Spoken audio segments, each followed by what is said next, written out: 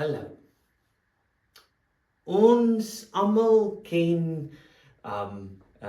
Woolies Dash of daai Checkers 6060 app waar jy gaan en jy sien maar ek het brood nodig, ek het melk nodig, dalk miskien moet ek 'n blaarslaai kop kry of allerhande snaai goedjies of vanaand wil ek braai, ek wil sommer net 'n wors of 'n ribbetjie of 'n steak of wat ook al kry.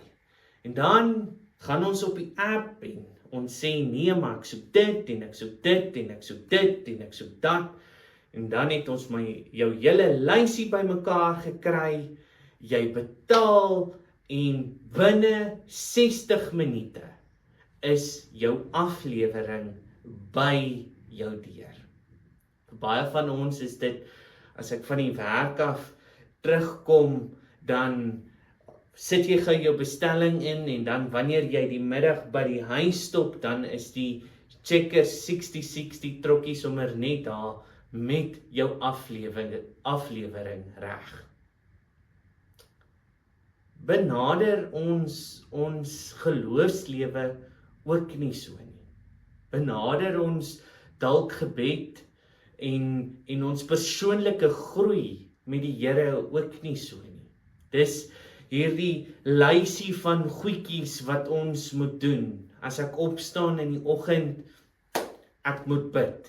Here, dankie vir hierdie wonderlike dag. Here, gaan met my deur hierdie dag. Dan, as ons aan tafel sit, ons moet eers bid, Here, seën hierdie kos wat ons vandag eet. As ons by die huis kom, ek is nou te moeg, ek is nie lus om te bid nie, ek gaan sommer net in die bed klim en dan die slaap raak. Dis wat ons lewens geword het. Ons in hierdie netjiese kompartemente gesit, wat dit moeilik maak om 'n lewende geloof te hê, om Christus lewend te maak in ons lewens. In die laaste hoofstuk en die gedeelte wat ons Sondag lees, gaan ons agterkom, dit is 'n wesenlike probleem vir Jakobus. Vir Jakobus is die perfekte geloofslewe iemand wat voortdurend en konstant en alles waarmee hy of sy haarself besig hou, alles getuig van God. Wanneer hy praat oor gebed, dan sê hy, in die goeie tye moet ons bid, moet ons dankie sê vir die seën en die wonderlike dinge wat die Here vir ons gedoen het. In die swaar kry, en in die ellende, en in die slegte dele van ons lewens, moet ons ook bid. Moet ons vir die Here vra om met ons te wees. Dan het ons hierdie wonderlike gebed, die Onse Vader, wat vir ons sê, maar dit is die dinge waarvoor en waaroor ons moet bid. Jakobus sê, ons lewens, orals die manier hoe ons onsself inrig, moet 'n gebed, moet 'n konstante geleentheid wees, waarin ons in gebed toenader tot die Here. Dit is nie wat jy oorbid nie, maar dit is wanneer jy oorbid. In die laaste ruk het die Here dit vir my geleer. Gebed is nie hierdie dingetjie wat ons nou net op 'n sekere tyd doen nie. Dit is 'n konstante, voortdurende proses, wat nooit ophou nie, wat nie 'n begin of 'n einde het nie. Dit is wanneer jy opstaan te sê, dankie Here. Ek weet hierdie dag wat voor lê, gaan besig wees, maar ek weet, U is by my. Wanneer ons die kinders by die skool aflaai, sê Here, wees met die onderwysers en wees met my kinders wat deur hierdie dag moet gaan. Gee die onderwysers geduld en mag die kinders 'n gees van leerbaarheid hê.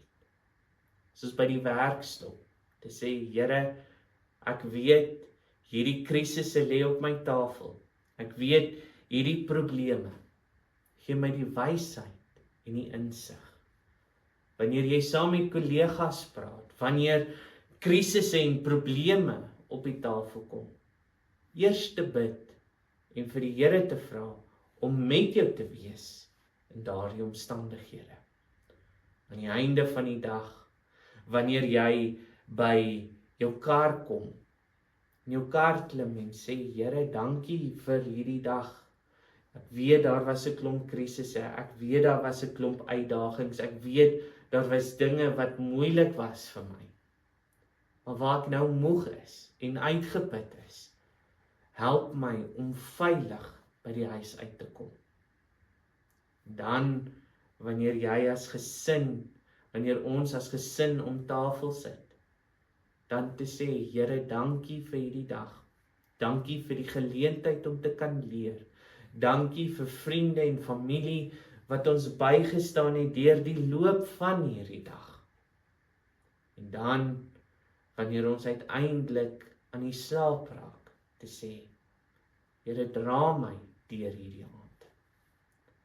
Dit gaan nie oor wat jy bid nie, maar wanneer jy bid. En Jakobus leer ons moet altyd, voortdurend en sonder ophou bid.